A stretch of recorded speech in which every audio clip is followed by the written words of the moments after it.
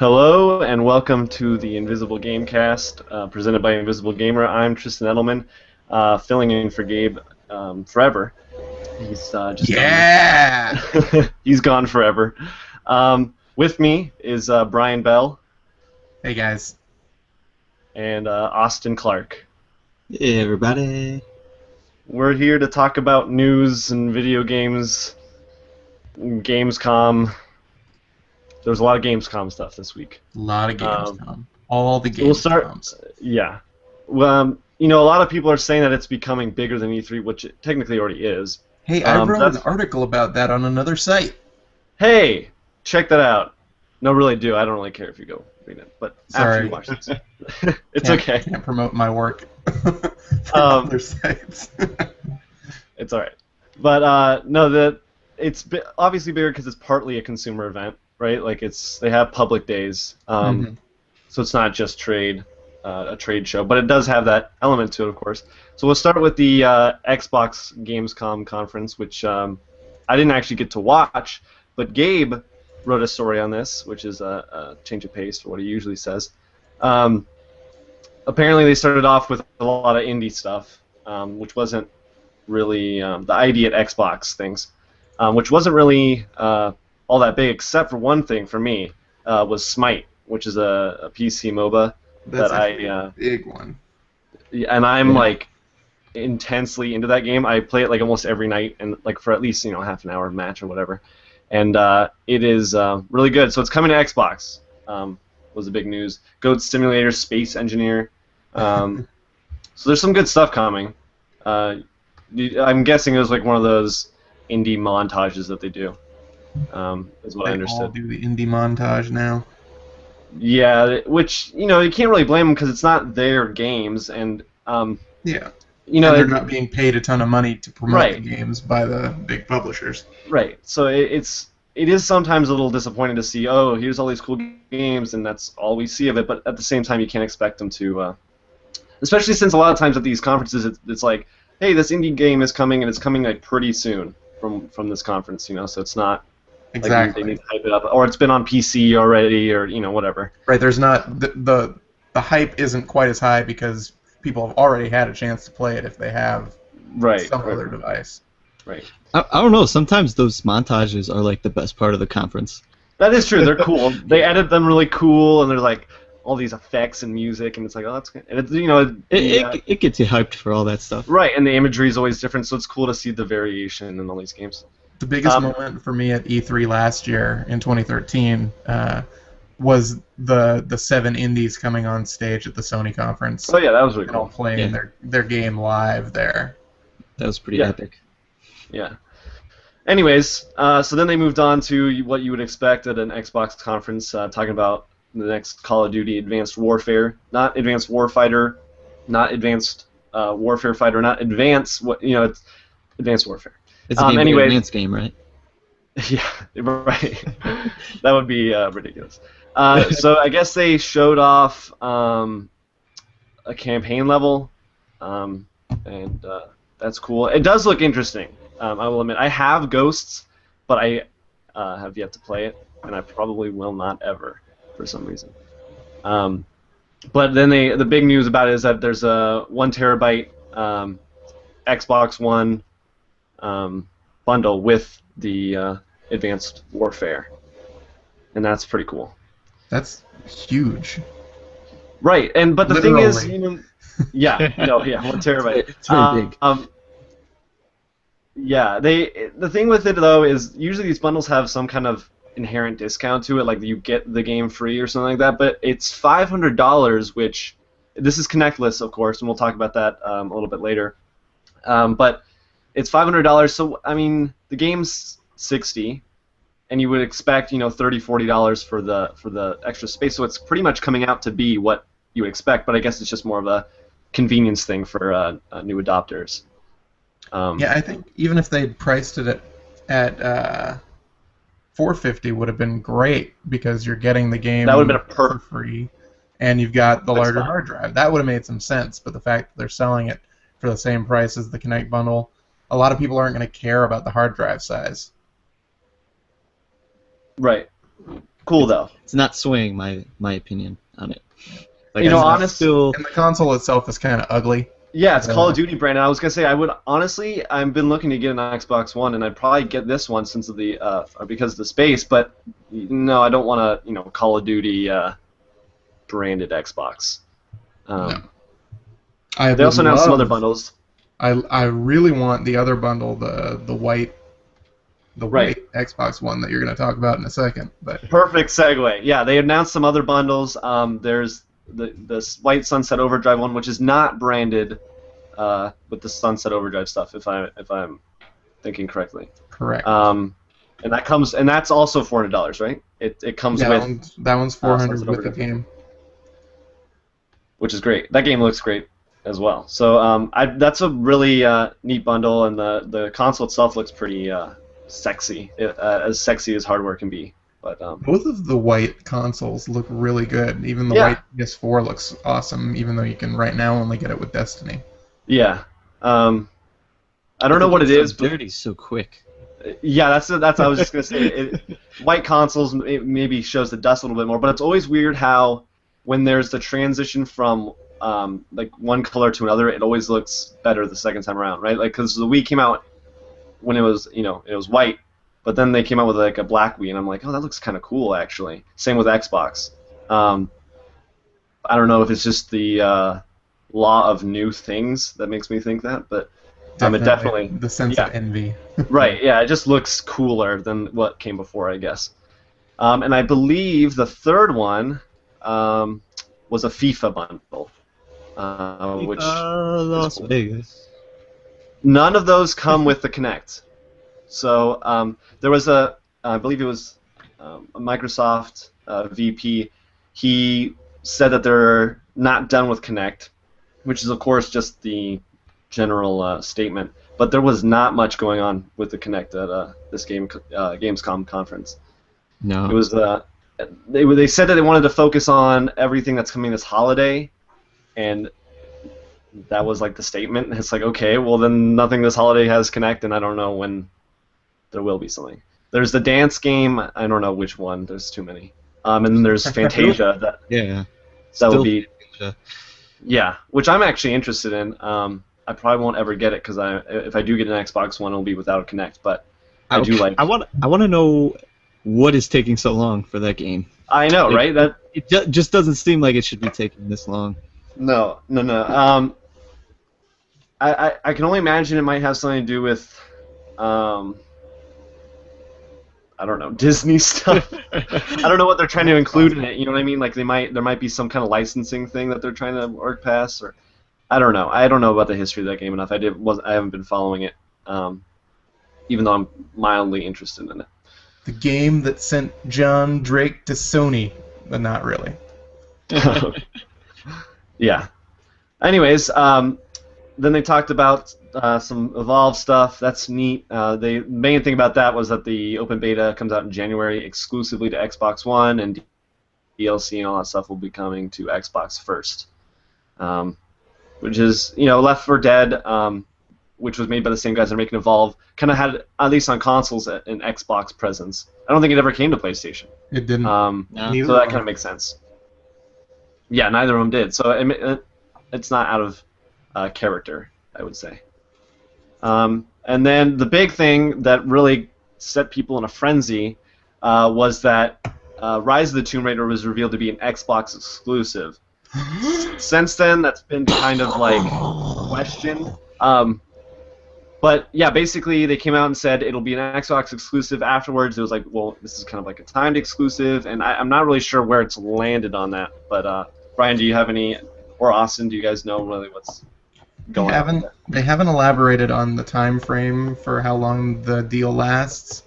Just that it's coming out next holiday to Xbox One and Xbox. A lot of sites have been really loose with this, saying only coming to Xbox One, but it's actually coming to Xbox 360 as well. Yeah. So it's already not exclusive to your own next-gen system. You have to split the sales between your two devices, which is fine since they have 80 million Yeah, I'm sure they want 360s out there. I'm sure they want to get in on the install base of the 360, considering they're exclusive, at least to Microsoft consoles for a time. That's actually one of the most upsetting things about the news to me. It's just, I feel like if you're making a game on both systems, it's obviously going to kind of have to be dumbed down so it can run on a 360. Whereas if it was just on Xbox One, you could fully harness that power. Which is kind of the funny part of the statement made by the president over at Square Enix, who commented on the exclusivity deal immediately after the conference. He said we wanted something like, we want to, have the best experience possible and be able to focus on this one thing. Well, you're already not doing that. So was that Square Enix or at Crystal Dynamics? I thought that was on the... I think it was Square Enix, because people from Crystal Dynamics have been saying that they want to see it on all systems. That's weird. Like no one high up at Crystal Dynamics, or else they'll probably lose their job. But some of the I saw some chatter about how they wanted it elsewhere. It actually was on the Tomb Raider Tumblr, and it was by the head at Crystal Dynamics. Okay. So it is a Crystal Dynamics guy, but like you said, nobody high up is saying that, but he is, and he's the head of the studio. So that would make sense. My thing with this is, I don't own an Xbox. I'm not a big fan of. I'm pretty nonpartisan when it comes to consoles, anyways. But I'm kind of. I'm just wondering why Square Enix would do this, because they sold how many for the Tomb Raider reboot, and that was underperforming, and now they're limiting it to 2 consoles instead of potentially 4 if they wanted to do PS3, PS4. Right. And not only that, but the PS4 version of the Definitive Edition sold like double. Right, it did really well. It was way more than double. It was like 70 to 30%. Oh wow! And PS4 has a larger install base, which we'll also get to later. But yeah, it just seems a little strange to me that they would do that. It's a really weird decision. And I'm guessing the money that Microsoft is paying them, it probably balances it out for them in some way, or at least they think so right now. Well, and they figure it's a timed exclusive, so eventually they'll recoup, those sales. If it comes to PS4, some people are saying that it'll be like other Microsoft games where it's like, yeah, it's a time exclusive to Xbox, but it'll come to PC and then it'll stay on, Microsoft things, kind of like Rise and Dead Rising 3. Right. But of course we don't know really officially on that. I don't really think it's as big of a deal. It is kind of weird, and it's unsettling considering that Tomb Raider. There are probably a lot of fans made on the PS3 one and PS4 Definitive Edition, and now those fans get left out, which is fun. They still have Tomb Raider and the Temple of Osiris. Right, and that's the thing in that post is like for PS. It was kind of like the. For fans of Tomb Raider that don't have an Xbox, we have this downloadable game, which I'm sure is going to be fun, but it's not, Rise of the Tomb Raider. It's not what we want. No, it's kind of... And the messaging behind that is so weird, considering just a year ago we had Don Matrick saying, well, we have a console for people who don't have an internet connection. It's called the Xbox 360. Yeah, it's not very good phrasing. It seems a little like patronizing. Very much so. I do have to say, the best part about this news, though, was watching the internet burn. Yeah, people got really upset. Entertaining. Yeah, it was like bam. Yeah, it was really big. So hopefully people have cooled off, and eventually we'll get it on PlayStation. So, anyways, then they moved on to the Quantum Break gameplay, which I believe was the first time. Yep, it was the first time. Reading Gabe's article. I haven't watched this yet, honestly, but I know that Remedy made Max Payne and Alan Wake, so I'm already sold. This is one of those games where I'm like, you know what, the less I know, the better, because they do a lot of cool narrative things and blending that with the gameplay. So I'm pretty much set. Like I'll check out that game at some point. But the main thing is, go ahead. I was just gonna say that game and Sunset Overdrive are really the 2 games that have me wanting an Xbox One eventually. Yeah, Master Chief Collection for me too. Yeah, I've never had a huge affinity to Halo, but I've never played a Halo game all the way through, so that's why I feel that. Yeah, that would be the pull for me too for that. But otherwise, I'm not a big first-person shooter guy, so it doesn't really rock my world. But it would still be something to have for the console. Right. Show your friends, that kind of thing. Main thing with Quantum Break is that they're going to do it's all about time bending. So it's kind of like Max Payne, but within the narrative, I think it's more literal time bending. You know what I mean? Because in Max Payne, it was kind of like just the gameplay, and this it's what it revolves around. It looks beautiful. I've seen screenshots of it, and it looks really good. So I'm excited for it. Anyways, then they moved on. They just did a little bit of, I guess, trailers or looks at Fable Legends and Forza Horizon 2. Some more Sunset Overdrive, announced that bundle we mentioned. Then they did a large portion on Halo. As I said, I'm kind of interested in Master Chief Collection, but all the specific news about Halo 5 and the collection is not really making me any more interested. Because when they go, hey, look at this Sanctuary multiplayer map that's out now, I'm like, or that will be redesigned for Halo 2. I'm like, okay, cool. But of course, I feel like that's geared a little bit towards fans of the games that are existing.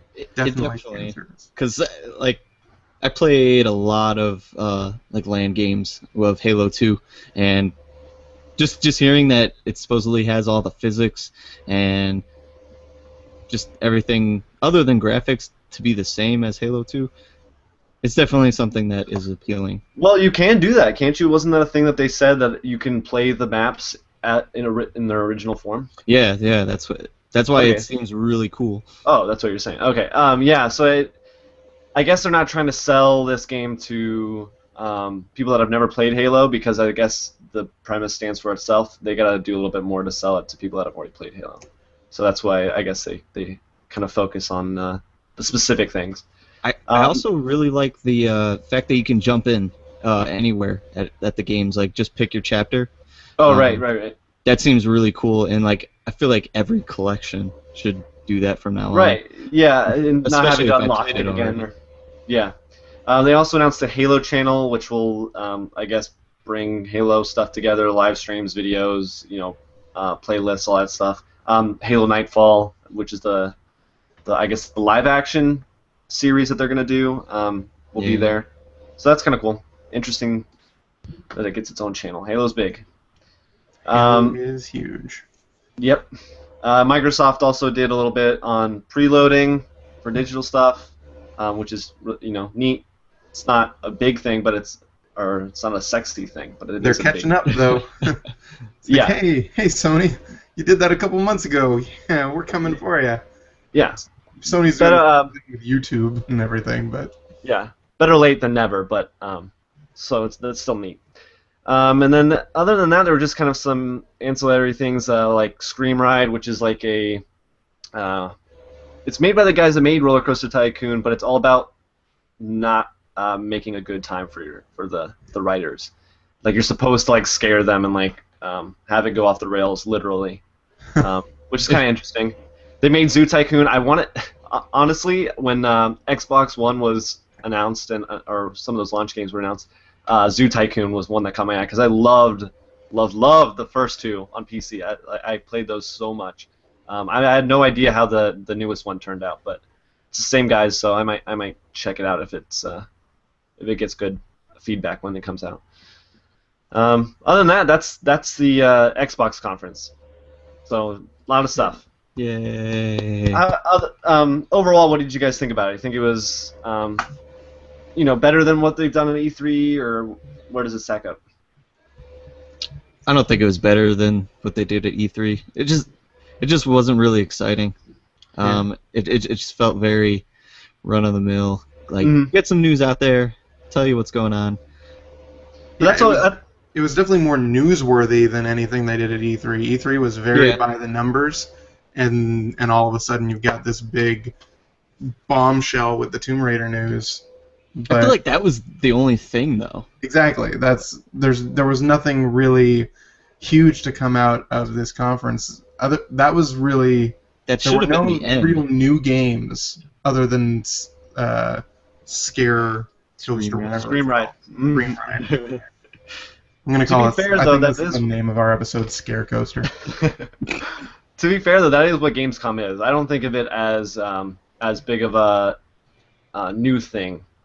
No. Show. You know what I mean? It's more of like catching up with stuff, getting a little more detailed look at some stuff. I don't know. Or the next conference we're going to talk about might have something to disagree with you there. That's true. All right, so let's move on to the PlayStation conference. So I actually watched this one. I woke up and it was just starting, so I'm like, oh, okay, let's watch this. At the very beginning, they kind of, well, I don't know, it wasn't at the beginning. I guess it was kind of in the middle. But they announced that the PS4 has 10 million units sold. Or was that at the beginning? That was pretty much at the beginning. They really started with a bunch of trailers, and then they got to. There was that one. Ryan. What did they show? Bloodborne trailer. Forever. They would do like little like weird bits of silence between the trailers, which was really strange. Or have some ridiculous house music playing. Yeah, it was weird. But I guess that wasn't the show proper because no one had come out yet. But yeah, they announced that it has sold over 10 million units, and they specified that that's sold through to consumers, not shipped. So we can talk about numbers a little bit later. We have a story that kind of deals with that. But that's impressive. It's like, is it not one of, if not the fastest selling console? It's currently the fastest selling. Okay, still. All right. The Wii U is still, or the Wii, not the Wii U. The Wii U is not like the Wii U at all. No, the original Wii. The opposite. The original Wii is still tracking a little bit higher over the long term, I think. Right. But through the first 10 months or so, it's the best-selling console. That's insane and awesome. It's great. It's great for Sony, who really stumbled out of the gate last time. Yeah, with PS3. It's still so weird, though. Like that they haven't messed anything up yet, you mean? No, that it's selling so much continually, like month by month. With not a whole lot of software to go along with it. Right. And not even like in the future. Like even the next 6-7 months aren't really that exciting. I don't know. They've got 2015 is pretty good. Yeah.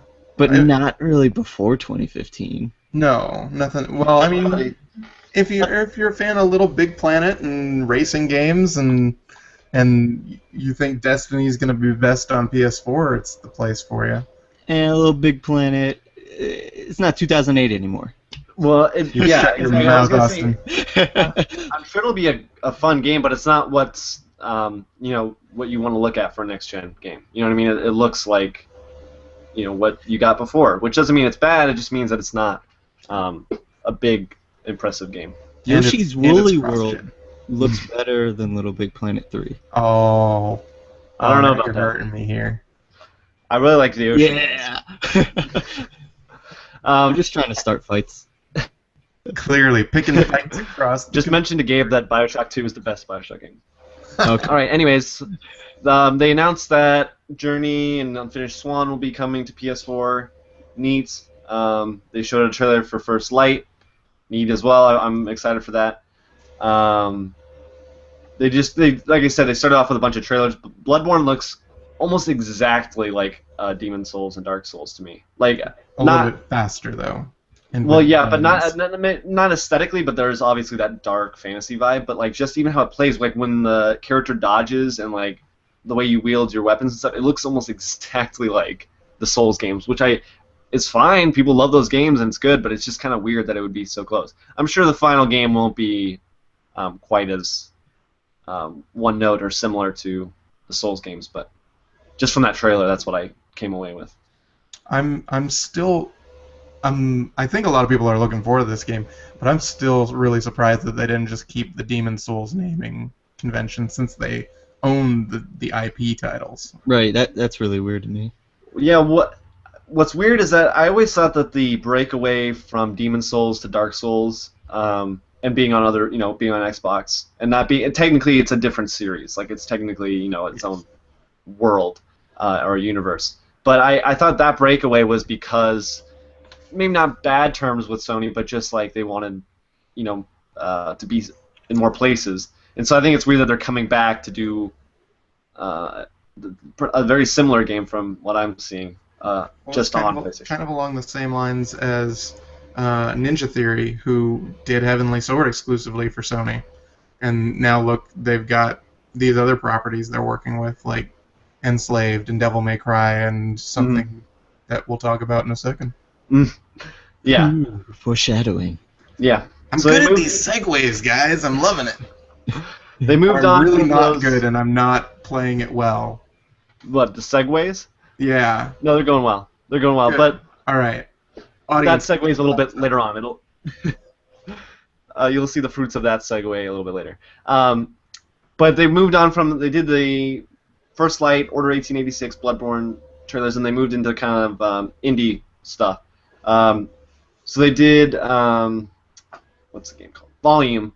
They showed Mike Biffle, who did Thomas Was Alone, came out, talked about Volume. I don't understand it at all. I think it looks great. It looks cool, but I just didn't understand what it was. Maybe I wasn't paying attention very well. It's a stealth game, sort of. Yeah, it looked kind of. It looked like the simulation portion in Metal Gear Solid 1, like that came on like a different disc or whatever. Well, like and he kind of said that was one of his influences. Right, and that's the VR missions. Yeah, right. Those. Okay. I think he said that his inspiration was Metal Gear Solid 2, but specifically the game looked like the aesthetic of the level or whatever looked like the VR missions, which would make sense because I mean Metal Gear Solid 1 and 2 aren't insanely different. So it looks cool. I like this trend of Thomas Was Alone was kind of minimalist and looks like an indie game. I like this trend of indie developers kind of moving into bigger games, more ambitious games, which we will talk about. The Q Games, who's well known for making the Pixel Junk series of games, revealed their new title, The Tomorrow Children, which looks like Minecraft, but not. That's like such a lazy comparison now. But you do mine things, but it has this cool like Cold War era Soviet Union like aesthetic and vibe to it. Do you craft things? You do. I believe you mine, and then the comparison is legitimate, man. Yeah, but I feel like so many games are coming out now with mining and crafting. It's not like Minecraft was the first game to do that either. But it does. It has. I'm not really sure. Again, it was kind of like a vague kind of trailer, but it looked cool. Basically, it's kind of like tower defense, mining, and then defending your town or whatever. I really like the atmosphere, or right. It seems like it might be really cool. Yeah, the trailer itself was really stylized. It ran like an old propaganda thing. Film, yeah. Yeah. Cool stuff. And then they talked about DayZ coming to consoles. The game's not even the Vanishing real. Yeah, the standalone. I still wanted to play that game. I just never got to the mod, and I was like, okay, well, I'll wait for the standalone to come about, but it's never gonna happen. No, it will, but I have a problem with early access games. Yeah, I feel like it's gonna be a little disappointing from what it was as a mod. Yeah. We'll see. It was impressive when it came out of nowhere, and it was this mod, and people were playing, and it was cool. I just feel like the standalone might be, not as cool. It's no Bioshock 2. That's true. They talked about The Vanishing of Ethan Carter, which also has a really cool vibe. It's already coming to PC. I guess it's not already on PC, but it's coming to PS4. Looks cool. It was just like ghost things in a small town. Looks neat. Okay, funny story. Since I didn't watch the conference and I read about this, I was like, isn't this game already out? And that's that Ethan Mars game or something with the dog? Like Ethan Mars. Well, Ethan Mars is from No. There's something with a dog and it's Ethan Mars is Heavy Rain. Yeah. A dog and Ethan are you thinking of Murdered Soul Suspect? No. It's this weird like adventure looking game. I'm gonna try to find it. But anyway, I thought this game was already out, and it's not anything what I was thinking. Yeah, I'm not really sure. I guess it's gonna be like an adventure game, but I have no idea what it's gonna play like. That trailer was the first I'd heard or seen of it. I'd heard of it before because some of the developers I follow on Twitter, and they were from a studio that I'd followed before too.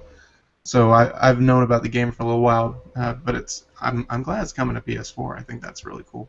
Yeah, definitely. More games is more the merrier. And then so speaking of Ninja Theory, which was spoken about a while ago, they showed off their new game Hellblade, which is a new IP, and it looks a hell of a lot like Heavenly Sword. So. Yeah. You're right. It is kind of like a From Software move, where it's like they did the exclusive Heavenly Sword. Sony owns the rights to that. They do their own stuff. They come back as an exclusive, and it's pretty much a very similar game. Apparently it's not exclusive though. It will be on PS4 first, but it's not. It was one of those. They kind of showed all these games, and then afterwards they're like, these are the ones that are exclusive, and these are the ones that are coming first to PS4. They did. I'm really glad they did that. By the way, I was gonna say they did a much better job of clarifying that than Microsoft did. Which was good. I feel like this has to be a spiritual successor and tie in some ways to Heavenly Sword. Yeah. I feel like the name is too close to just be its own thing completely. It has a strong female lead from what it looks like. It's so it's focused on this powerful sword, and the character itself looks like the main character from Heavenly Sword. I forget her name, but Noriko. There is some kind of like I can see kind of a resemblance to it, at least from when the little bit of the trailer that I saw. It's almost the anti-Heavenly Sword because you've got Heavenly Sword, Hellblade. Right. Wouldn't that be neat if it was like a sequel, a surprise sequel, like some other surprise that came out of this conference? That would be awesome, because I really liked Heavenly Sword. It won't happen because it's coming to other platforms, but it's still cool. Yeah. It would be neat if they kind of did it like that. Well, it's like, oh, there's this new game, Hellblade, and then of course, closer to release, we'd find out that it's a sequel. But Heavenly Sword is a game I really wish that I had played on PS3, and I really wish I played it early in PS3. Because that was one of those early PS3 games that kind of like, it was one of those earlier ones that defined what Sony first party on PS3 could look like. You know what I mean? I guess that game wasn't a first party game, but second party or whatever. But still. I put in the chat that game I was talking about. Okay. So then they. That's definitely not Ethan Mars. There's too many Ethan games. Why is Ethan such a popular name? Oh, Ethan Meteor Hunter. Oh, he's like a mouse. It's a dumb name. Yeah, I did. Sorry, any Ethans who listen to us. Oh no, I was just gonna say apologies to Ethans. Yeah, I saw that game when it came out and it ran right past me. I had no idea. It looks horrible. Yeah. The statements of Austin Clark do not necessarily represent the views. I was just gonna say we gotta do some like Twitter bio damage control with that statement. Anyways, they moved on to Rime, which looks amazing. So good. Like Wind Waker and Eco and other games that are cool, and I'm excited for it. Yeah. It looks amazing. I guess it's still kind of up in the air what it'll actually play like. It's an exploration game, of course, but that trailer was really cool that he had like this goal to go to, and they would cut to like him traveling through the jungle. It's one of those games that you need to just watch because it's beautiful. Yeah. Looking at that and No Man's Sky together, you've got these two very good-looking exploration games that are so different, but it's so cool that Sony's embracing those kind of things. Yeah, because Rime's like more typical fantasy, and No Man's Sky's typical sci-fi. Not that they're typical games, just that they fit more neatly into those genres. Yeah. What was the other game those guys did? Tequila Works? They did a game over on Xbox 360. Was it called Deadlight or something like that? Okay. Yeah.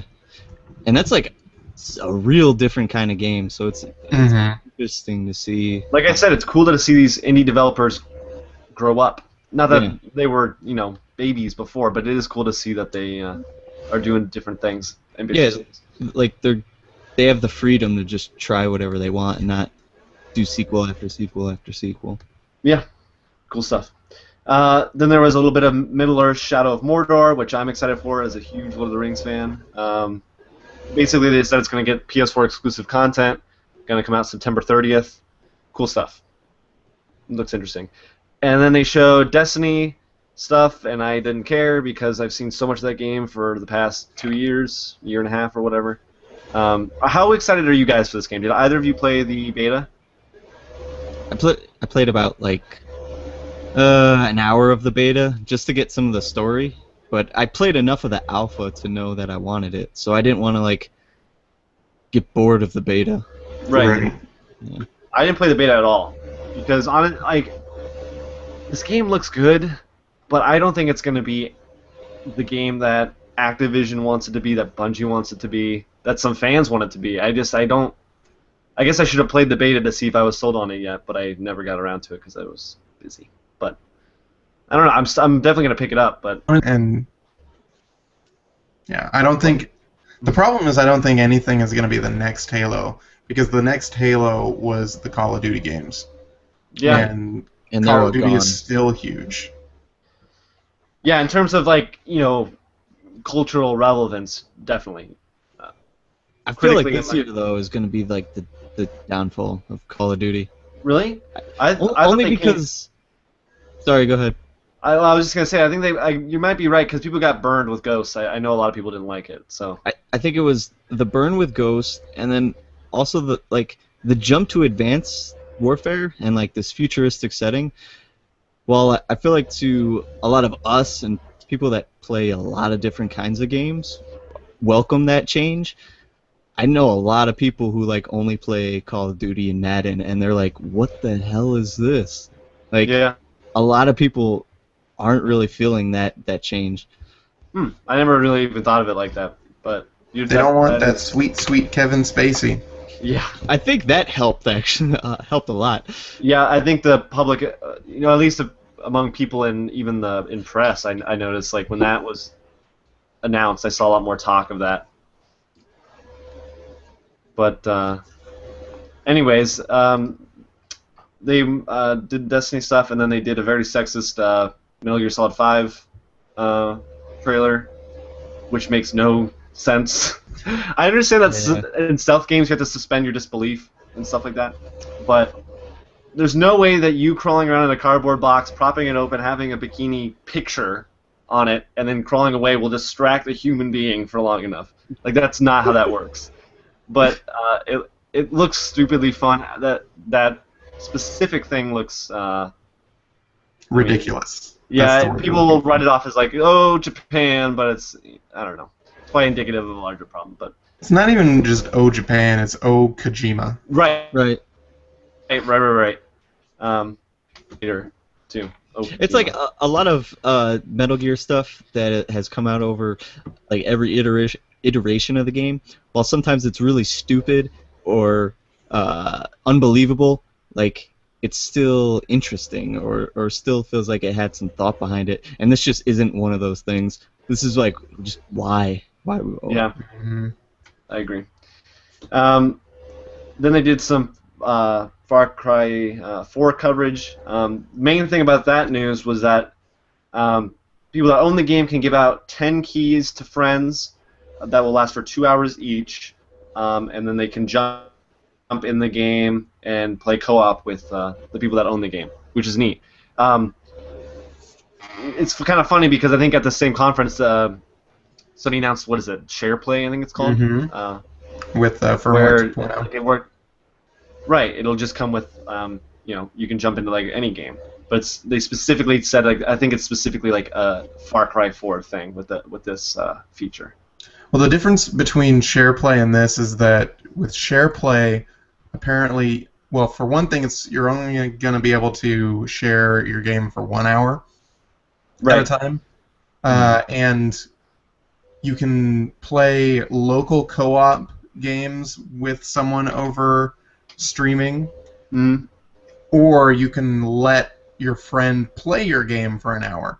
But if you let them play your game without you playing it, you can't access your system. Right. So they're in control of your entire system until you take control back with your own DualShock 4. I kind of always felt like that's how it would go.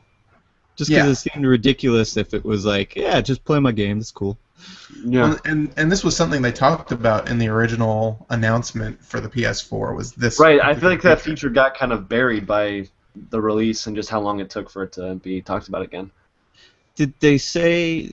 I mean, you could play an hour at a time. Do you get another hour later on? Is it like an hour a day or? Yeah, is it an hour? They didn't say whether it was like limited to 1 hour per friend per day per month per whatever. Per game, per Right. yeah, it's all over the place. So they need to specify some of that stuff, definitely. Right. There's a lot of questions. But it's not out now, of course. So Right. they have We're time at to do that.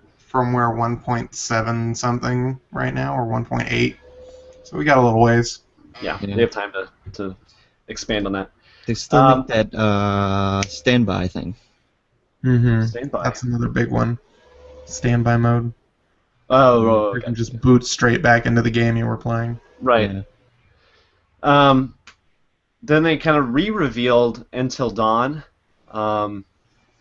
which was that like teen horror game. Apparently, it was kind of more campy when it was first revealed, which was a while ago. It was 2012 that it was. And it was a move game, I guess. Mm-hmm. And now it looks a little bit darker. Some people were saying it has a cabin in the woods feel, which I never saw, so I don't know. But the main thing is that it has Hayden Panettiere in it. So. Oh yeah. And in all honesty, that game from Twilight. Really, I didn't understand that. Yeah. Honestly, the game looks cool. It's a neat shift in like in typical horror survival horror games. Even the ones that we've seen that are not like run shoot, even like Outlast where you're just running, and it's kind of a little more about just surviving without weapons or anything. It's still cool to see that kind of shift with this game, even though we've seen it already. Yeah, that's what it's got going for it, really, for me. Because like, I really like a lot of horror games, but they all kind of have a specific style of horror, and this isn't ever something that's addressed. This in kind games, of at least. Of course, it's yeah. The thing is that it's supposed to be kind of like a teen horror movie, which is cool. And hopefully they do something with it like Cabin in the Woods apparently did for movies, which is namely not fall into cliches that are bad. Well, the game already seems to have a couple cliches going for it. Definitely. Some of the previews I read said there's a very "I know what you did last summer" storyline behind it. Right. Which is kind of lame. But do you think it'll be good? What'd you say, Austin? Do you think it'll be good? Because I feel like this is going to be crap, honestly. A lot of the people at Gamescom who are covering the show have really heaped high praises on its re-reveal. Oh, yeah. Wow. Okay. Yeah, generally I think it's a positive thing for what people are thinking about it, in the future. Of course, we won't know until it actually comes out, but right. I'm interested in it for sure.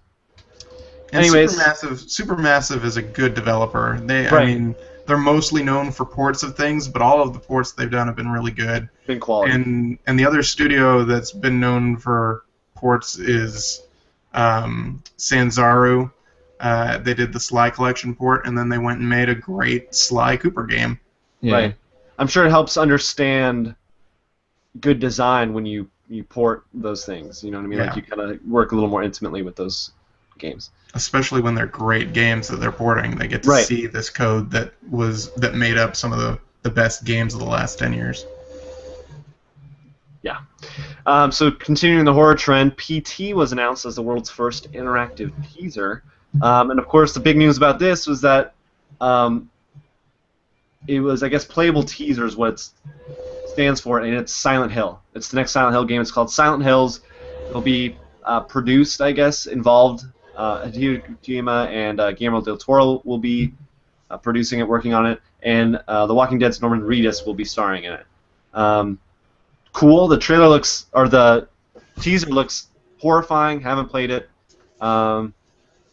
I usually don't play demos or anything like that. I don't really care. But I know I've watched stuff on it. I know it's scary because my roommate who plays and loves horror games, I heard him audibly shriek at least twice, and he never does that. Yeah, it's it's definitely creepy and it's bizarre.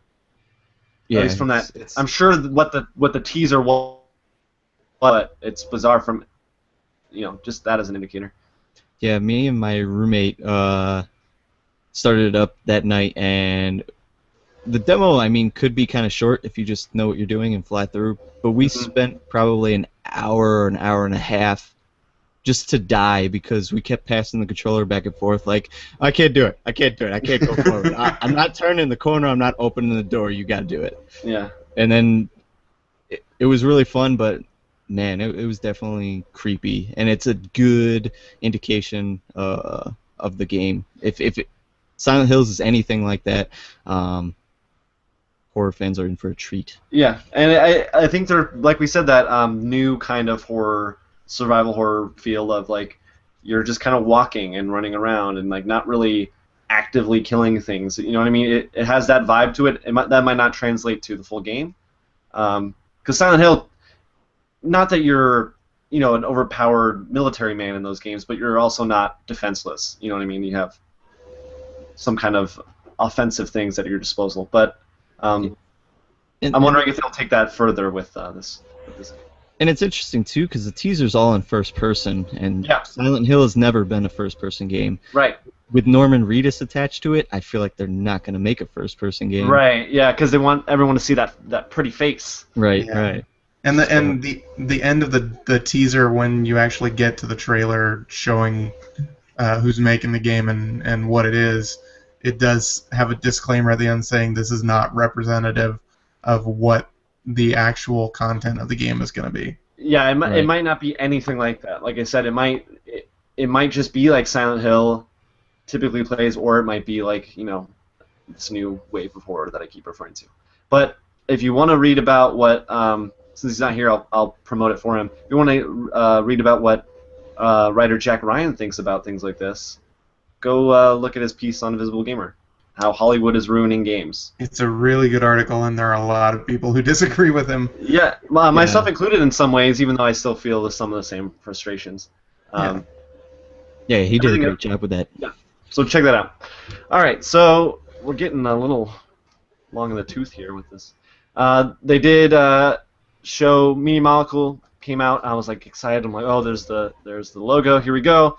And it's Tearaway on the PS4. Tearaway Unfolded, which is not bad. Their whole thing was that they took advantage of the Vita for the original Tearaway, and this PS4 one will be kind of redone, and some features will be added with the DualShock 4 in mind, which is cool. And it's not. At first, it was kind of people were unsure if it was like a sequel, if it was a port, or if it was like an enhanced game, and it looks like it's an enhanced game. It's pretty much the same Tearaway experience, but with added features and maybe some levels and stuff like that. Yep. Which is cool. I still haven't played Tearaway on my Vita, and I need to. You do need to. Yeah, I never played Tearaway, but I might just wait for this PS4 version. I don't know, man. Like, I loved Tearaway a lot, and I feel like the reason I loved it so much is how it uses the Vita, and I can't see it working the same way on PS4. Well, it probably won't. That's why I think that was kind of their whole big thing, is that we're going to do everything again, but with the DualShock 4 in mind. The thing that's disappointing about this is it's all good for new games and stuff, but this shows two disturbing trends. Vita games not being Vita games anymore, and Sony focusing a lot on porting things to the PS4. I'm sure it's not like a huge financial problem for them to bring these games that have already been made to PS4, but even in the limited amount of time and money they're spending on it, just kind of makes me feel a little uneasy, even though there is some good new stuff coming. Yeah, I think the first sign of that was when Escape Plan was ported over when the PS4 came out. We're getting fewer and fewer Vita exclusives as time goes on, not the other way around. Yeah. Yeah, it's pretty disappointing. Yeah. So it looks like it'll be a cool game. And then they ended the show, which I thought was kind of weird, with Wild, which is from designer Michael Ansel, who created Rayman. Michel Ansel. Right, not Michel Michael. Ansel. Yeah, it's spelled... The French. Yeah. Michel Ansel. And it's called Wild. It's from developer Wild Sheep, which I thought was like, okay. But it looks kind of like Rhyme to me at first. I was just like looking at it. And but it's obviously going to be a very different game. I think it's about kind of creatures. Yeah, it's like an exploration game and like kind of play as any creature on Earth or something like that. Any creature in the wild. Yes. No domesticated animals. That's Tokyo Jungle. I was drawing comparisons to that when I saw the trailer. I was like, oh, it's the PS4 version of Tokyo Jungle. Yeah, they're very different games, I'm sure, but yeah, definitely the premise of like you play as animals is very, very similar. But it looks beautiful, looks good. I'm excited. I liked how Jeff Keighley, the first thing he asked was, "Can I play as a giraffe?" Yeah. The weird thing though was that like the trailer focused so much on those two humans. Yeah, right. Mm-hmm. I don't know. It looked really cool. I'm on board. The guy did Rayman, and I loved Rayman. Yeah, Rayman's a great series and game. But what's happening with Beyond Two Souls or Beyond Good and Evil 2? It's done. It's dead. Oh! It's Last Guardian. They're one and the same game. Anyway, so that's the PlayStation conference. I thought they did a great job. Showed some cool new stuff. The stuff they showed from already previously announced games was good. Cool stuff. I think it was a really solid show. Moving in a different note, probably the worst show of I guess of the three. EA's conference I covered, so you go read that article. Even though I'm going to talk about it right now. Basically, one new thing was announced. I'm just going to jump through this because it's not really all that exciting. They showed some cool stuff for Dragon Age Inquisition. I'm really excited. Sports stuff, NHL, FIFA. Don't get me wrong. Those things look. Those games look good. I'm not a sports guy, but There's definitely pretty pictures in your article. I'm sorry. There's pretty pictures in your article. Oh yeah, there are. I did take the time to find some pretty pictures, but it looks good for fans of those games, like they do every year. Specifically NHL, I know people generally are very satisfied with those games, more so than even Madden, from what I hear. But that might just be the circles I run in. Anyways, they did a Sims 4 demo with Peter Moore. The thing to note about that was that Peter Moore said the phrase "aging Drake" in referencing what a Sims looked like, and he referenced the Sex Pistols and the Clash. And he is definitely the most likable executive at EA, by far. Easily the most likable executive at EA. They had so many lame jokes. Sure. Since they had so many lame jokes and things during the Sims 4 demo, but it felt genuine and not so.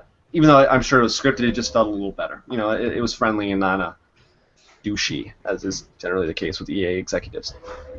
For some reason, they talked about Star Wars: The Old Republic, probably because it's not doing as big as they want it to do. Aren't there still a lot of people playing that game, though? Well, because they went free to play. I hear a lot of people go back to that game every so often. That's true. I think a big thing for them is BioWare always touts story is first, and I'm sure for people invested in Star Wars in that game, they want to come back and see the new story content they're adding. And like I said, it's free to play now, but it's not anywhere near as big as they want it to be. Anyways, but the bit was just about how you get strongholds and stuff, which I thought was kind of out of place in the conference. It wasn't anything exciting for people that don't play. And they showed Dawngate, which is a MOBA that I feel like the way they marketed it is not specifically this is a League of Legends killer, but that it's gonna be it's like a more flexible competitor. Like the whole thing is that it's always the meta is more accessible and stuff, which I think is a good angle to take considering the intense nature of many MOBAs. Looks good. I only have room in my life for one MOBA, and that's Smite. So. I say clearly you're playing Infinite Crisis. Oh well, I might like have everybody else in the world. I might have to try that game out. Actually, I'm a big DC fan. I'll get to what the big reveal was, but at the end of the conference they talked about Battlefield Hardline, and I'm back on board with this game. I was really excited when it first kind of leaked, and then when they showed it at E3, I'm like, okay, well, looks good, but this I'm actually into with the single player stuff. I'm hoping it's well written. From what I saw, it was kind of cool. And the whole thing is that you can take on missions a little less linearly with stealth and things. Yeah, that seemed cool. Yeah, and Gabe even drew comparisons between the multiplayer mode they showed, Rescue, to Rainbow Six Siege, because it does look very similar. But this is, I feel like there's somebody out there on the internet going, Hardline copied, Rainbow Six Siege, not understanding that development doesn't happen in, 2 months. Right. Like the people that were like, Advanced Warfare copied Titanfall. Yeah, they made that entire game and premise and all that in however many months. 3 or 4 months or whatever. If anything, Battlefield Hardline copied Payday 2. Well, yeah, definitely. Or even the original Payday. But did you play the demo, Tristan? What game? Hardline? Yeah. No, I didn't. This is a trend you'll see. I stay away from betas and demos unless, I don't know, unless they really grab me. It's a good way to take it. Yeah, I really don't care enough. I'm like, I'll just play these games all at once when they come out, and it feels better to me. Not that I don't, not that it's a bad thing to put out demos. More content is better and gets people excited. But I see enough of the game, and I know if I'm gonna get it or not, and I don't really need much to persuade me either way. So I don't really need to play those for me personally. I usually play the stuff I know I won't buy, just to have like an opinion on it. Yeah, I just understand kind of what. That's fine too. Hardline, I don't know. Maybe I'll get around to it, but I just wasn't interested at all in it. So I was like, let me check out the beta, see what the big deal is. And I played the beta, and I was like, I don't like it. Yeah, I'm just hoping the campaign is good because it's Visceral, who made Dead Space, and I love Dead Space, and the cops and robbers thing has obviously been done a million times in TV and video games even. But I hope that it plays out like a good, like they say it like this, like a good TV cop drama. Because I do like the thing they got going for it. Yeah, I do want to see that come to fruition really well. And anyways, the big reveal, they showed literally one new game in the conference, which is BioWare Austin's new game, Shadow Realms, which has been kind of... Wait, my new game? Yeah. Okay. Austin's new game, he made it entirely himself, Shadow Realms. It's been like teased up until now, and they finally announced it. It's going to be an asymmetrical online RPG taking place in a modern fantasy world. Cool stuff. Indeed. It's going to be like Evolve, but with fantasy, is kind of what I get, because it'll be like 4 heroes against the Shadow Lord. That's it. They didn't really show anything. It was just a CG trailer and some concept art. So obviously it's going to be hard. But what's weird is that they announced the alpha will be coming next month, even though the full game isn't coming out until on PC, just PC, until late next year. They said. So that's a huge amount of time. I feel like that's a true alpha for sure. Yeah, that alpha is literally for design. You know what I mean? It's not like stress testing or anything like a lot of betas are. It is literally, we want to see what people think of the game and figure out what we can do with it, which is fine. That's good. I won't play it, but it's good.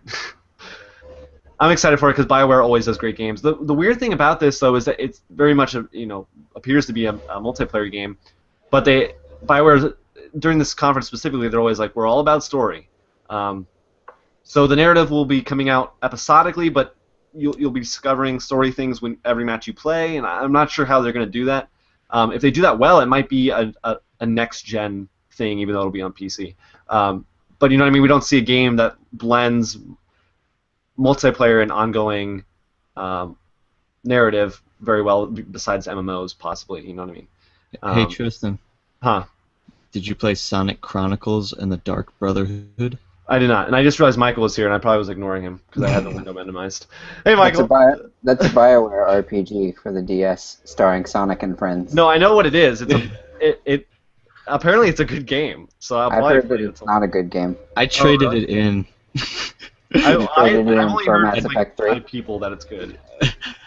No, not for Mass Effect 3. Speaking of BioWare, have they said any? Has there been any more talk about the Mass Effect trilogy coming to PS4, etc.?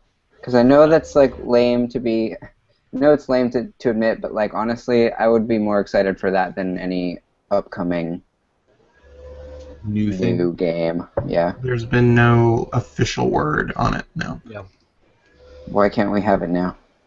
because the they universe will hates like I'm ready to replay it, right? But I don't want to play it on Xbox 360 again.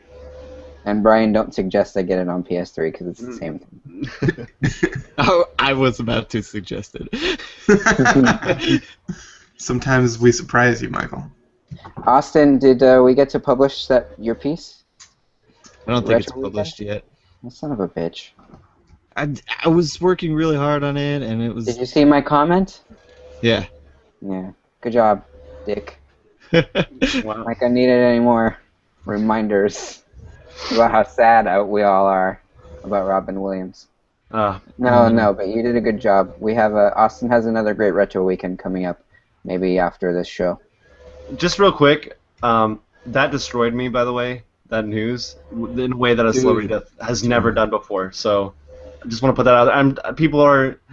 I don't want to put everyone down, because everyone else is doing that, but it really hit me like no other celebrity death has done, except for maybe Ray Bradbury. I'm going to keep my eyes in the shadow while we talk about this. Okay, good idea. We're done talking about it, so you can come out. I don't want to dwell on it. Anyway, so that was the EA Gamescom conference. A lot of stuff coming out of Gamescom, which is cool. I'm excited that it's kind of competing, I guess, with E3 and how these companies deal with it. So yeah, it's been good that there's some parity between them. Yeah, because you get so many reveals at E3 and the weeks leading up to it and right after it that you would think there's not a whole lot of room for much more. But thankfully, there's enough people in Europe that require their own conference that we get some good stuff. Well, and Japan requires their own conference too because I can't believe them. I cannot believe those people in Europe require their own conference. All them people in Europe, the people that saved the PS3, Michael, they saved it. Yeah. Did they say that? I don't know. If you're being sarcastic. No, I'm totally not sarcastic. They saved the PS3. Well, you seem really happy about that, so I'm glad. I just think I love Gamescom. I think it's a great show, and I'm really happy. I could tell you were posting these silly little. You were like reposting these marketing things, like you were so excited for PlayStation GC, and I was like, Brian. Yeah. I'm glad. I don't want to interrupt the flow of what we were talking about. I'm sure we've already talked about Rise of the Tomb Raider, right? Yeah. Well, I guess I don't have to be pissed off anymore because I'll eventually get to play it on PS4, I'm sure. Yeah. It's fine to still be pissed off. No, I'm not pissed off anymore. Because honestly, the game is a year and a half away at the earliest anyway. Yeah. So why does it even matter? Like, if I get to play it in 2 years instead of a year and a half, whatever. You could be pissed off in a year and a half. Yeah. I was gonna say, apparently Sony has a ton more stuff lined up for TGS, which is like what, a month away? I don't know how. It's in September. Yeah. So. Yeah. Apparently there's gonna be. We still don't really know what a lot of their first party studios are doing, proper. So, hopefully some of that will come out there.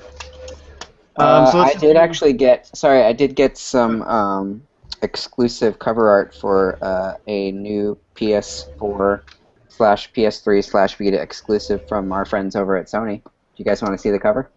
I'm guessing this is a punchline or leading up to a punchline, but yeah, there it is. There it is. PS4, Vita, PS3 exclusive. It's a dragon. It's a Dragon's Lair style recreation of the many adventures of Winnie the Pooh. Dude, I would play that. I would play that in a heartbeat. I would buy that game day one.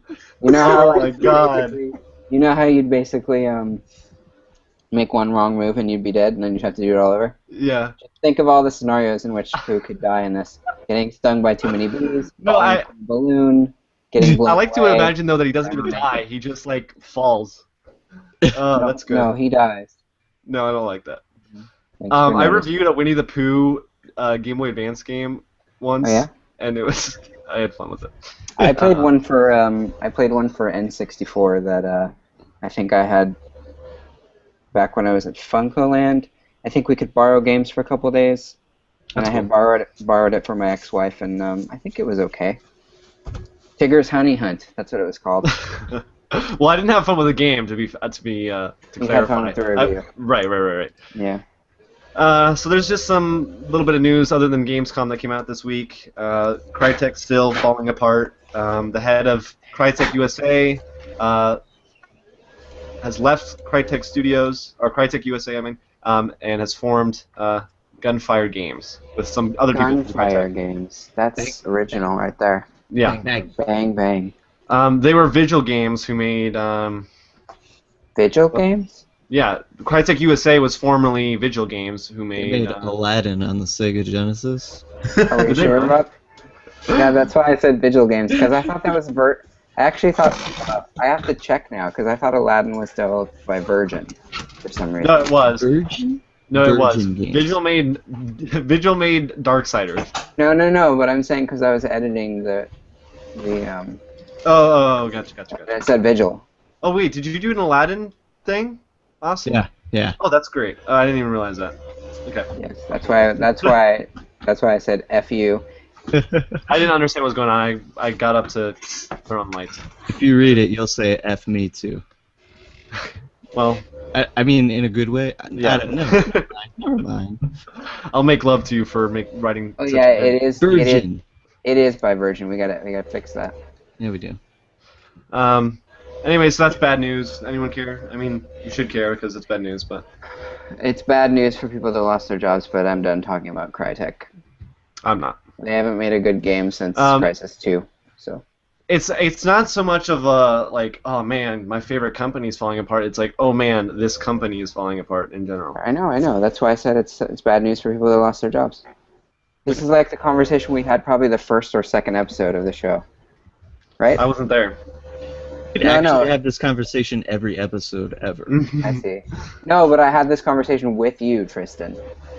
I wasn't here. Oh, in the first or second episode I was on, because I was. Yeah. Yeah. Well, It's anyways, good, though. John Romero, who co-created Doom, kind of let it slip that he's working on a new first-person shooter on the Joystick podcast. The last one he made was Daikatana, which I understand wasn't very good, and that came out in 2000. So I've heard the Game Boy game of Daikatana is pretty okay. really, I think it's just like a top-down RPG or Zelda. that's clone, weird. But there you go.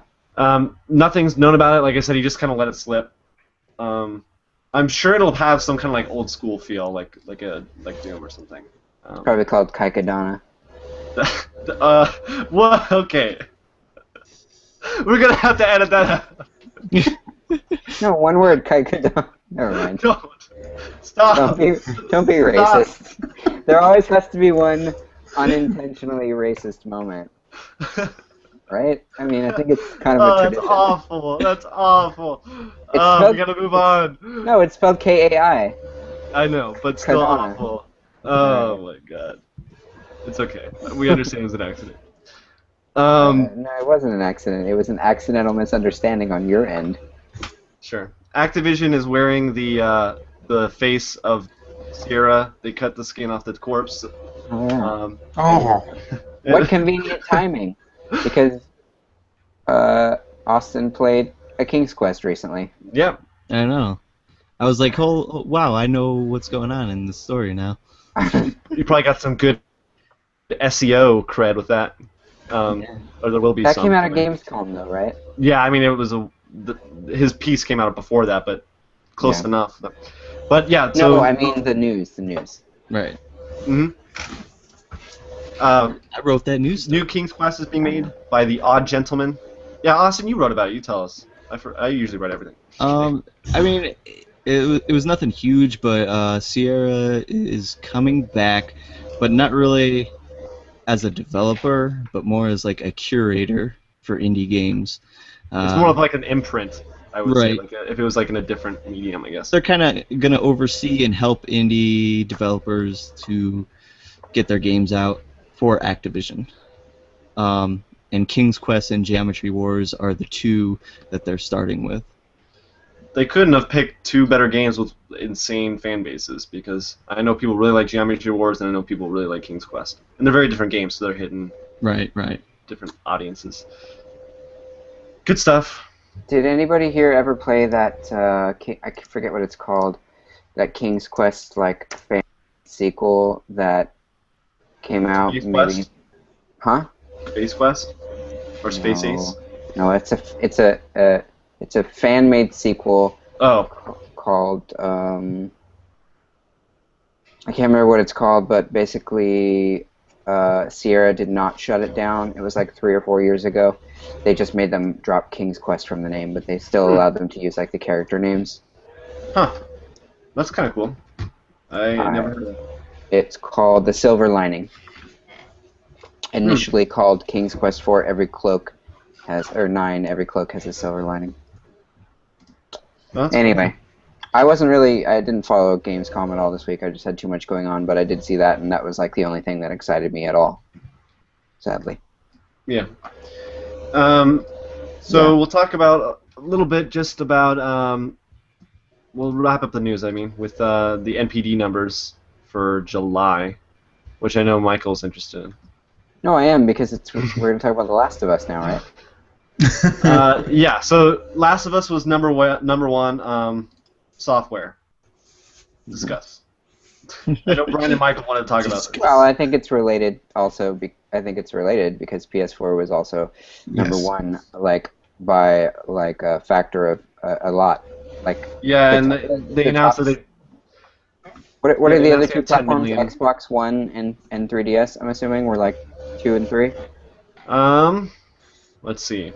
Because PS4 sales were better than the two combined. Wow, I hadn't even heard that news. Yeah, no one shared specific sales numbers apparently for July, except that Sony has hit 10 million, which isn't obviously all in July. But yeah, I guess it was the best selling. Are you guys surprised that The Last of Us pushed the PS4 up so high, and that it was also the number one selling game? July? No. No, it makes sense for a very, very slow month retail-wise. Mm-hmm.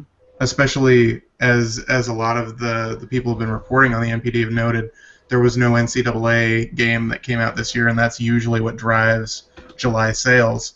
And it was something like a 70% year-over-year fall-off between this month this year and the same month last year.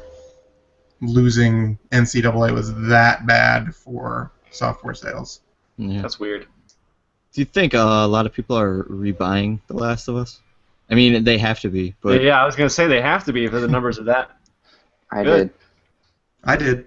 And you guys know already that I have very conflicted feelings about it. But I did rebuy it. I only paid $10 for it the first time, though, so it wasn't. Yeah, and I got it as a review copy last time, so I wanted to put down some money and support it this time. And I didn't support it this time, because I bought it the first time full price. I haven't bought it any We covered it. Because I don't have money, so... I'm going to get it eventually. Get a job, man. He has a job. I do, and I just don't... He does something that... He brings joy to people, and he doesn't find it to be very fulfilling or meaningful. It's not. But I think it is. There's every once in a while when you hand that sweet old couple their popcorn, you get it in the heart. You get the feelings. But most of the time, you're selling dreams. Yeah, exactly. I'm selling dreams that will murder you and your teeth. Anyways, Last of Us probably deserves the number one spot. It's, from all accounts, a very good game. I only bought it because it's basically a retro game at this point, and that's all I care about. Mario Kart 8 was number 5, which was, interesting. Minecraft was number 2, and everything else is kind of where you'd expect it to be. What's 3 and 4? FIFA 14 and Watch Dogs, which I mean, FIFA always does well. Call of Duty is 6. Ghost. Sorry, I was going to say the interesting thing, if you just count single platform sales for titles, then Tomodachi Life, Pokemon X and Y, and Mario Kart 7 for 3DS all would have charted in the top 10. That's interesting. I kind of find it interesting that Lego Marvel Superheroes is on here at number 10, but it's also on every platform ever made, so that would probably contribute to that. It's crazy that the DS version of that game is outselling like almost everything else. The DS version? Or Yeah, 3DS? the DS version of that There's game still is DS outselling. games Not being the made? 3DS. Of the course DS there are. version. Well, what about the ZX Spectrum version? Mm-hmm. How's that doing? It's I'm still looking specky. for the Atari Lynx version. Does anybody here hate it that British people pronounce Z?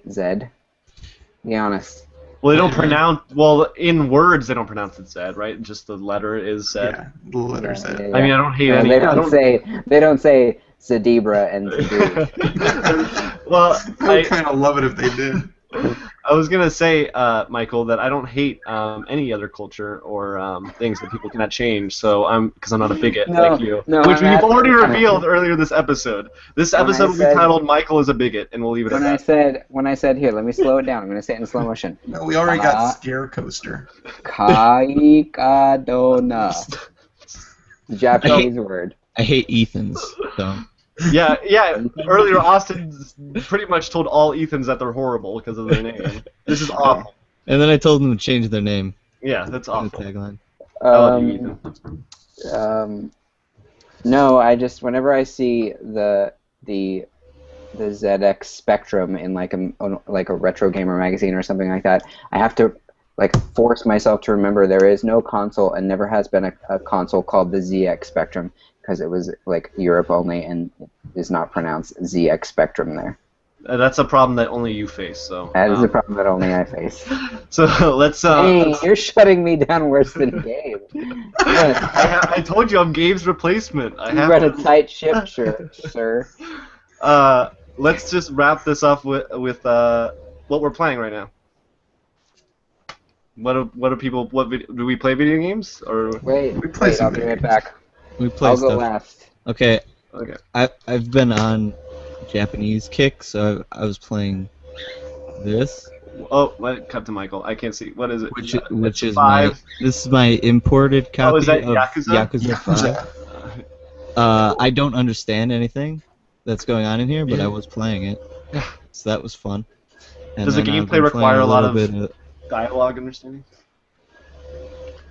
The gameplay doesn't. So that's cool. And then Akiba's Trip, which is not a great game, but you do get to rip the clothes off of people. Yeah, I was gonna say Undead and Undressed is kind of like an interesting title. Yeah. I don't know anything about either of those games, but they are very Japanese. I know that. You got Yakuza 5, but you didn't get Yakuza Aishin? Not yet. I don't know what that is. I plan on getting that though at some point. Sorry, how is that spelled? Yakuza Aishin? Ishin. Ishin. I-S-H-I. I wanted to make sure that we understood this is. Yeah, we already got an Ico earlier. Ico? Yes. Shadow of the Colossus? Shadow of the Colossus? It's definitely pronounced Shada. Shadow of the Colossus. Is it my turn? Is it my turn? Yeah, if you want, go ahead. You can go. This is all I've been playing all week. Yeah, hipster. Except the opposite of a hipster. No, Advance Wars. I love it too much. Just Advance Wars or the whole Game Boy Advance system? Just Advance Wars. Actually, I have been playing Mother as well. Finally, the first one. Mother one. But it's very the world map is like really wide open and plain, and it doesn't give you a lot of direction. So I've been getting confused because I'm not drawing maps. Use a walkthrough like a normal person that lives in the internet age. But I'm playing a game that came out when I was like 6. Why would I do that? Yeah, that's not how you do it. That's not how you do it. That's right. If anything, I should be drawing my own maps. Go ahead, draw maps. Well, so if Advance Wars is on the Game Boy Advance, shouldn't Freedom Wars be on the PS Freedom? Yeah. Oh, I get it. That's the successor to the Vita, and it'll sell probably just as well as the Vita. Yeah, it'll sell. Hey, that's not at all. Hey, so I saw some people retweeting Phil Fish the past couple of days. Oh. He's back on Twitter? Yeah, Yeah. I didn't address that. He's talking about the things in Missouri. To that, I will only say, hey, I'm glad I got Fez for free. That's also not what all he said. The big, I mean, obviously that stuff's important. I'm not trying to shut that down. But the big thing was that he tweeted something like, I'll make Fez 2 if I get verified or something like that. Oh. And then he said hashtag verify me. Yeah, Yeah. but nobody actually retweeted. Nobody that I follow retweeted him saying that, so I didn't see that. Because I'm not following I don't follow him either. And Yeah. in fact, I actually blocked him because I didn't want to hear his stupid opinions on. Not that game developers can't have opinions on world events, but his opinions were stupid.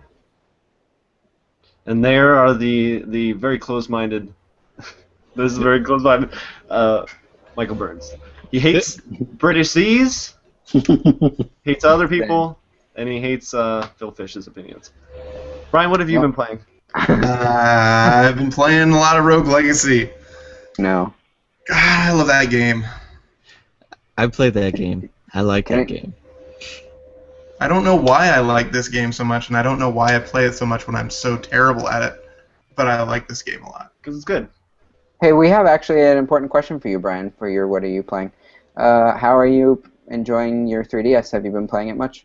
I love it.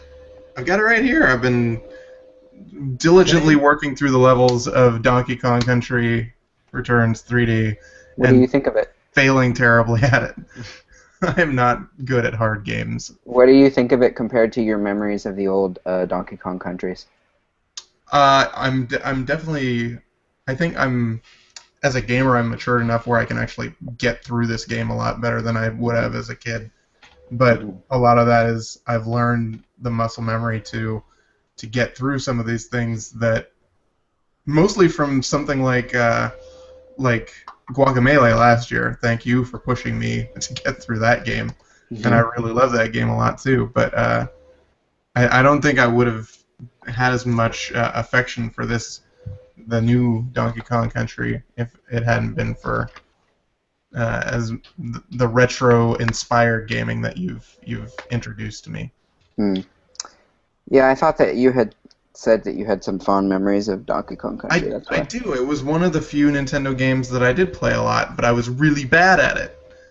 I've never beat it. I have been playing it a couple weeks ago. I got pretty far because I've been replaying a lot of my Super Nintendo games because it's just more convenient now with my Retron 5. But I got to like this, what I thought was really far. I got to like these snowy mountain levels. Yeah, it is far, and I know exactly what you're talking about. And I can't get like past like the first. It's ridiculous. Like, I got Donkey Kong Country on Virtual Console. Before they took it down. A while ago. Yeah, on Wii. Yeah, like years ago. And I remember being stuck on that level and quitting because of it, and I came back and beat it. So. Yeah, I mean, honestly, I think I'm on like the second level now, maybe the third one, but it's just like so not fun. The first two country games are among my favorites. So. Hey Brian. Yeah. Do you think it feels any different? Like Donkey Kong Returns feels a lot different than Country? It's been so long since I played the original Country that I can't really give a great comparison, but certainly playing it on a handheld feels very different from... Listen, we all just want you to admit that what we all know, which is that it's way better than the original game. Oh, sure. I mean, they've had years to iterate and to learn from that game, and I think it's a very good game. I probably wouldn't go back and play Donkey Kong Country now after playing this. I disagree. I think it's a very good game, but I think Donkey Kong is the greatest game of all time. I think Mortal Kombat on the Sega Genesis is the best game. Because you play as Mario. Or Jumpman, if you're from... Yeah, if you love it so much, you should write about it. No, I was making a reference to... I get it, but I was making a reference to Billy Madison. Oh. I think Mortal Kombat on the Sega Genesis is the best game ever. Yeah, I disagree. It's a very good game, but I think Donkey Kong is the greatest game ever made. So, should we just keep repeating that back and forth until we I think Mortal Kombat on the Sega Genesis is the best game ever. I disagree. It's a very good game, but Anyways, Greatest game ever made. Speaking of classic games, I've been playing Lego Hobbit. Of all games, still. I've been thinking about that. I just 100% of it today. That's how deep my devotion goes to. That's real devoted. Would you guys like to hear me read No. a passage from The Lord of the Rings? No, I would not. That's like the furthest thing from what I want. Because I have it right next to me. That's great. Well, on my Kindle. Which book? Which one? I said on my Kindle. No, So well, which The book is Lord of the Rings. that? There's 3 of them. Yeah, but when you buy it on Kindle, you buy it as one book. Oh, really? Yeah. I also have this really cool 7-volume version, where each half of each book is its own volume plus the appendices. That's cool. It's called the Millennium Edition. It's my favorite, but I never read it anymore. That's some neat information. What But do you yeah, guys so think about what? that?